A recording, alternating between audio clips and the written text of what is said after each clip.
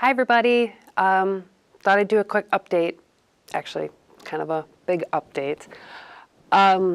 Just to go back a little bit, I've seen some of you over the holidays and over the last couple of weeks, but I had an MRI done at the beginning of December, again to follow up on the mammogram and ultrasound that they first were concerned about in May. Again, they haven't seen, they're watching this really dense area of tissue that they can't quite figure out, I don't know, what to do with or whatever.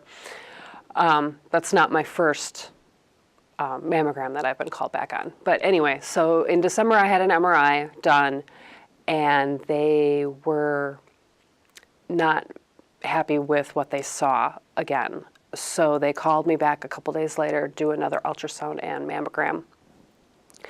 This time at St. Luke's at their specialty hospital for breast care. They've compared those pictures to the pictures in May, and the dense tissue that they're watching is stable at this point. But again, they have suggested that I come back in 6 months. After that, not gonna lie, it was a little stressful. After that, Dale and I took a vacation and just kind of chilled out for a couple of weeks just to kind of regroup and be human for a couple of weeks before we really kind of made these decisions. So after talking to multiple doctors about my diagnosis, the genetic mutation, the family history, my history of being called back multiple times on mammograms and the density of the tissue in the breasts. Speaking to some wonderful individuals who are either currently going through cancer treatment or are survivors of cancer treatment, I really had my initial thoughts confirmed, and I've made the decision to go for the preventive approach of having a double mastectomy with reconstruction. The surgery date is May 20th. And I'm going to be going to St. Luke's. I've picked my breast surgeon who, from what I hear and gather and meeting with her, she's probably one of the best in the business. I've also picked a really great plastic surgeon that I'm happy with. So May 20th is the big day.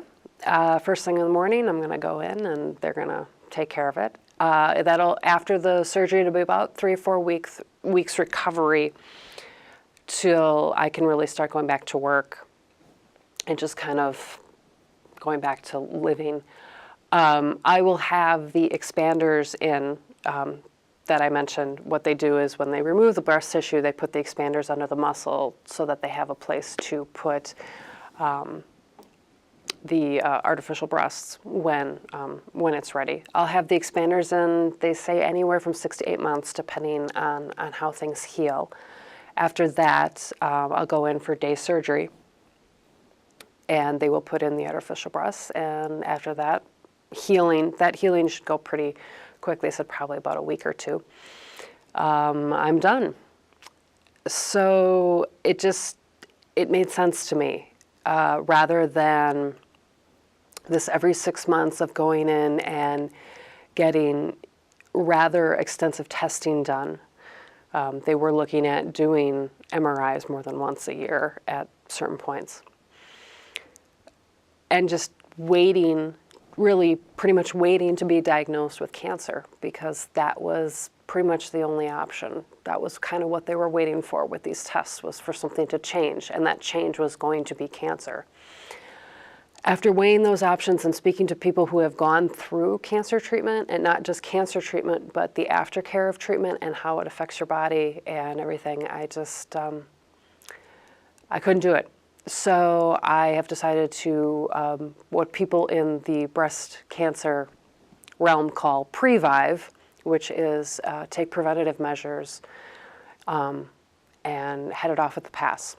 So May 20th is the big day. Between now and then, I have multiple doctor's appointments. I have to go get a psychological evaluation. Not a problem. I have to meet again with the plastic surgeon multiple times just to kind of prepare. I also have to meet with the doctor, the breast surgeon at St. Luke's, and get preventative blood work done and all of those things. So we're not over yet, but we have a date, and that's where we're headed. So I want to thank everybody for your concern and your support, and I'll be updating as the surgery gets closer. Bye.